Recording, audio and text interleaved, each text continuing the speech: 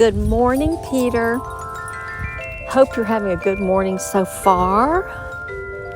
Eliza and I got up early and had one walk, and now we're starting our second walk. We're heading down St. Paul's Place, and we're going to go to her favorite fountains. When I get there, I have to always pick her up so she can look at the water.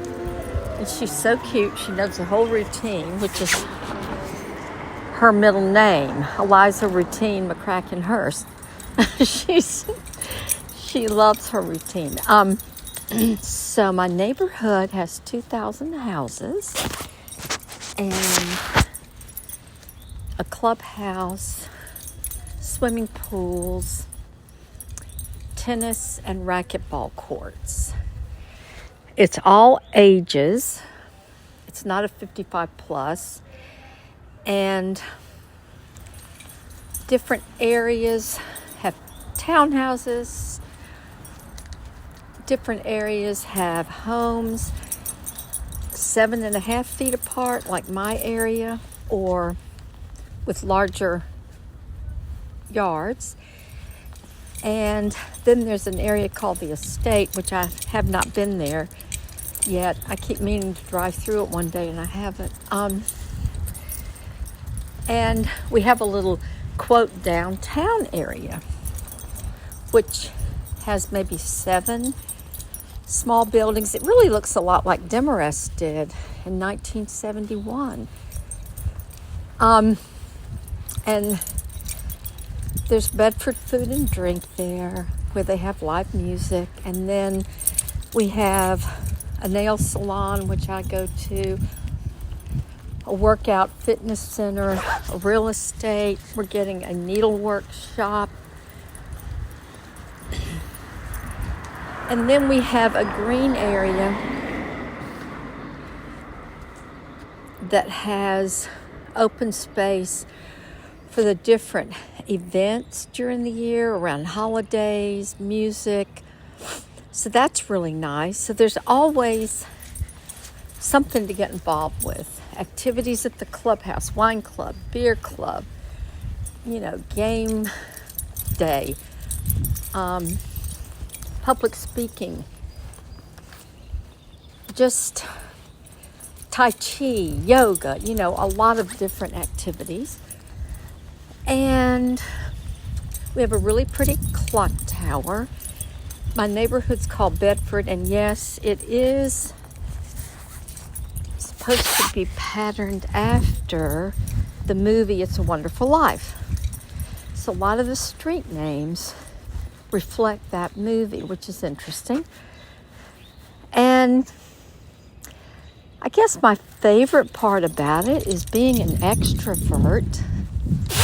I'm interested in talking with people, seeing people, and I rarely walk out of my front door without seeing someone I know or meeting someone new.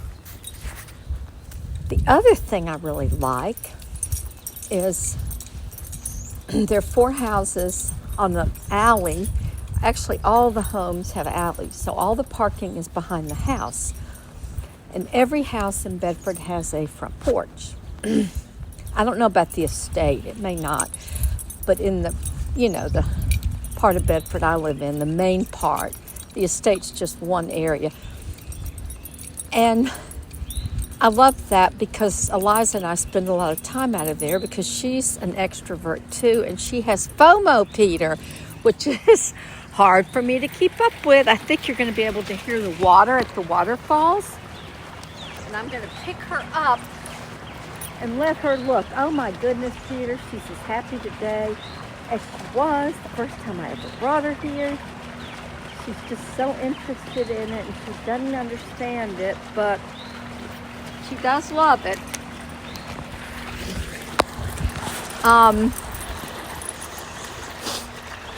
So yes, the front porches are fabulous, and that was done intentionally. And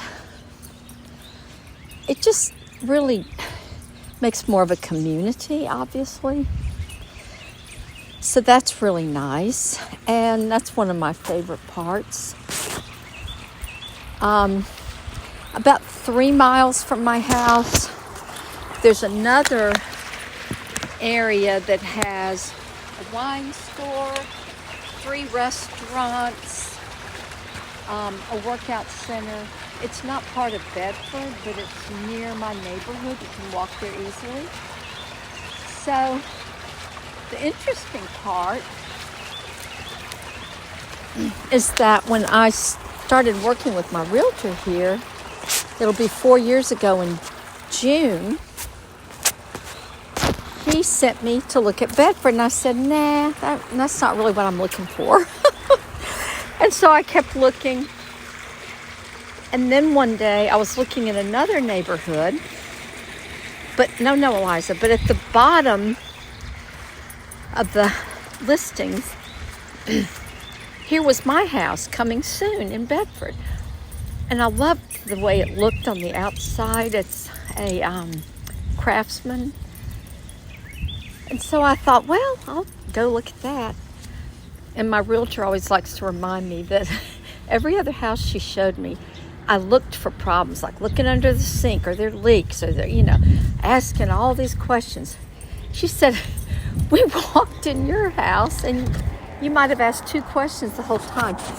So that was interesting. And I did learn, I looked at another home in Bedford that was not positioned for the east and west, the sunrise and sunset, the way mine is. And I immediately wasn't interested in it because of that. So that was something interesting I learned about myself. And then, if I haven't told you this, I might have, but at the closing, I asked to talk with the owners that had just sold me their house. And in North Carolina, you know this probably from when you all bought your house, the buyers and the sellers are in different rooms. So anyway, I met them, and it ends up the wife's first cousin was Dave and Rich's attorney. He's now a judge in Spartanburg. And I knew his wife, and Asher and Daniel knew his 2 daughters. So that was such a sigh of relief for me, because for some reason I didn't invite Daniel to come look at the house with me. I guess because I usually went on weekdays. He was working.